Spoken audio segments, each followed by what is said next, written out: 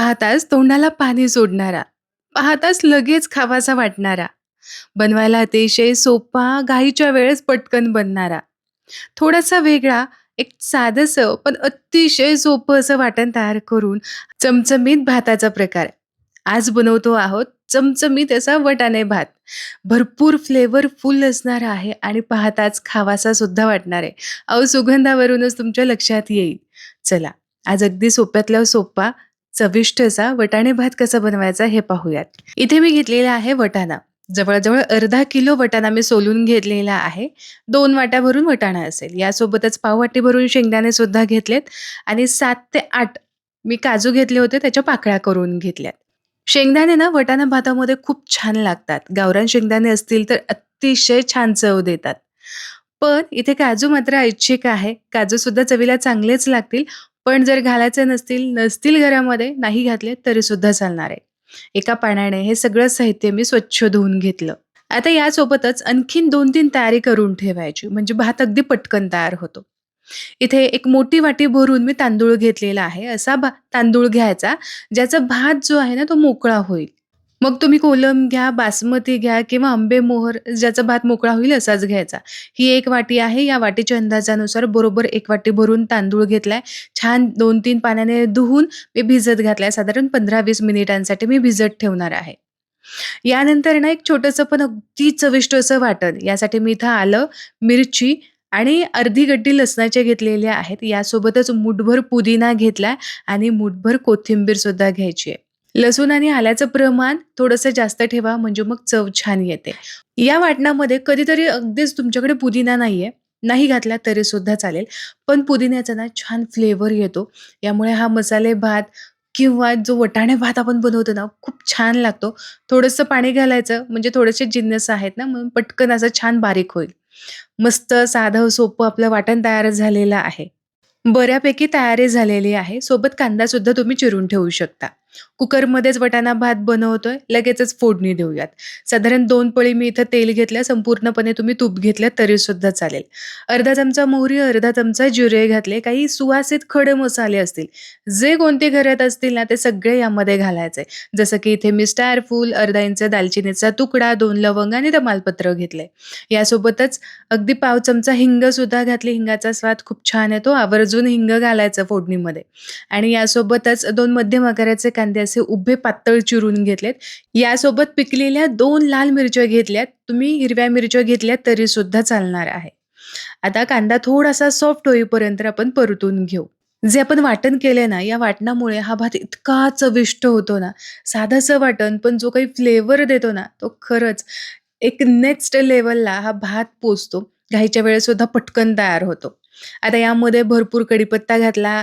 एक मी इथं चांगला पिकलेला टोमॅटो घेतलेला आहे. थोड्याशा मोठ्याच फोडी केलेल्या आहेत. यासुद्धा घातल्या. आता टोमॅटो चांगला पटकन मऊसूत व्हावा यासाठी जे काही आपल्याला मीठ लागणार आहे भातापुरतीचं, ते मी आत्ताच यामध्ये घातलं. अगदी 2 मिनिटांमध्ये हा टोमॅटो शिजला जाईल. आता यानंतर काय करूयात, जे काही आपण वाटण तयार करून घेतलं होतं ना, हे वाटण यामध्ये घालायचं. पण टोमॅटोचा कच्चेपणा मात्र संपूर्ण जायला हवा. यानंतरच आपल्याला यामध्ये वाटण घालायचंय. बघा, टोमॅटो चांगला सॉफ्ट झाला. आता यामध्ये लगेचच आपण हे वाटण घालूयात. वाटण आपल्याला थोड्या वेळापुरतं परतून घ्यायचं, कारण यामध्ये आलं लसूण घातलंय ना, त्याचा कच्चेपणा, मिरचीचा कच्चेपणा आपल्याला घालवायचा आहे. यासाठी 1-2 मिनिटांसाठी आपण वाटण परतून घेऊ. वाटण काही मिनिटांसाठी परतून घेतलं. यानंतर यामध्ये काही बेसिक मसाले घालूयात. पण याआधी आवर्जून यामध्ये 1 चमचा कसुरी मेथी घालायची. खूप भारी स्वाद येतो. नक्की ट्राय करून पहा. आता यानंतर यामध्ये घालूयात पाव चमचा हळद, 1 चमचा धने पावडर. आता यामध्ये आवर्जून घालायचं ते म्हणजे व्हेज बिर्याणी मसाला. नसेल व्हेज बिर्याणी मसाला, याऐवजी तुम्ही ना किचन किंग मसाला घातला तरी चालेल किंवा गरम मसाला तर आपल्या सगळ्यांच्या घरामध्येच असतो. तर मग तो अर्धा चमचा घातला तरी सुद्धा चालेल. रंग चांगला यावा भाताला, अगदीच खूप पांढरा किंवा हलकासा हिरवट असा दिसू नये ना, म्हणून मी यामध्ये काश्मीरी लाल मिरची पावडर अर्धा चमचा घातलेली आहे. ऑप्शनल आहे, रंगासाठी फक्त इथे मी घातली आहे. आता हे मसाले जळू नयेत म्हणून मग अगदी 2 ते 3 चमचेच पाणी घातलेलं आहे. मसाला थोडासा परतून घेतला. आता यामध्ये वटाणा, शेंगदाणा सगळं घालायचं आहे आणि साधारण 1-2 मिनिटांसाठी या मसाल्यांसोबत छान असं परतून घ्यायचंय. आणि मग 15 ते 20 मिनिट भिजवलेले आपल्याला यामध्ये तांदूळ घालायचे आहेत किंवा अर्ध्या तासासाठी सुद्धा तुम्ही तांदूळ भिजवून घेऊ शकता. आता भिजवलेल्या तांदळामधलं पाणी संपूर्णपणे निथळून घ्यायचंय आणि फक्त या सगळ्या साहित्यांमध्ये आपल्याला हे तांदूळ मिक्स करून घ्यायचंय. खूप वेळ परतत बसायचा नाही. भिजवलेले तांदूळ आहेत त्यामुळे याचे तुकडे पडू शकतात. म्हणून भात असाच्या असा तांदूळ राहायला हवा, यामुळे खूप परतायचा नाही. ज्यामध्ये पाणी घालायचंय, पाणी किती घालायचं? आपण तांदूळ भिजवून घेतलेत ना आणि ज्या वाटीने आपण तांदूळ मोजून घेतले त्याच वाटीने आपल्याला पाणी घालायचंय म्हणजे अंदाज व्यवस्थित येतो. इथे बरोबर 2 वाटी भरून मी पाणी घेतलेलं आहे. 1 वाटीच तांदूळ होता, याच्या दुप्पट घेतलेला आहे. आता गॅसची फ्लेम मध्यम केलेली आहे. यावरती मी असं झाकण ठेवलेलं आहे. रिंग लावलेली नाही. अगदी वरच्यावर असं झाकण ठेवलंय. आता बघा, मध्यम आचेवरती 4-5 मिनिटांनंतर सगळं वाटाणा, शेंगदाणे किंवा जे काही खडे मसाले असतात, ते असंच झाकण लावून शिट्टी मारले ना, की लगेचच वरती येतात आणि मग त्यांचा जो स्वाद आहे ना, तो भातामध्ये एकसारखा असा पसरत नाही. म्हणून मग अर्धवट असे भात शिजवून घ्यायचा. थोडासा असा फुलला गेला, वाटाणे वरती संपूर्णपणे तरंगायला लागले, की मग काय करायचं, याच्यावरचं झाकण काढायचं, थोडंसं वर-खाली करून घ्यायचं. तुम्हाला यामध्ये तूप घालायचं असेल तर आवश्यक तूप यावेळेस तुम्ही घालू शकता. म्हणजे मग भाताला छान स्वादसुद्धा येतो. तो स्वाद टिकून सुद्धा राहतो आणि भातसुद्धा चकाकीदार असा होतो. घातलेले तूप फक्त आता मिक्स करून घेऊयात. तुम्ही इथे बघू शकता अर्धवट पाणी अजूनही शिल्लक आहे. भात हलकासा फुललेला आहे आणि वाटाणासुद्धा अर्धवट असा शिजलेला आहे. आता काय करायचं, असंच चांगला पसरवून घेतला. सगळं काही यामध्ये घातलेलंच आहे. आता झाकण लावायचं, गॅसची फ्लेम मध्यम करायची, याची शिट्टी लावून घ्यायची आहे आपल्याला आणि मध्यम आचेवरती फक्त 2 शिट्ट्या करून घ्यायच्या. 2 शिट्ट्यांमध्ये छान भात शिजला जातो. 2 शिट्ट्या झाल्यानंतर साधारण 15 मिनिटांसाठी अजिबात मी याच्यावरचं झाकण काढलं नव्हतं. यामधली वाफ चिरली, 15 मिनिट होऊ दिले. आता यावरचं झाकण काढून पाहूयात. तर भात अतिशय परफेक्ट असा शिजलेला आहे. रंगसुद्धा खूप मस्त आला आहे. वाटाणे, शेंगदाणे अगदी परफेक्ट शिजलेले आहेत. बघा आणि मोकळा सळसळीत झालाय की नाही, पाण्याचा अंदाज अगदी परफेक्ट साधता आला.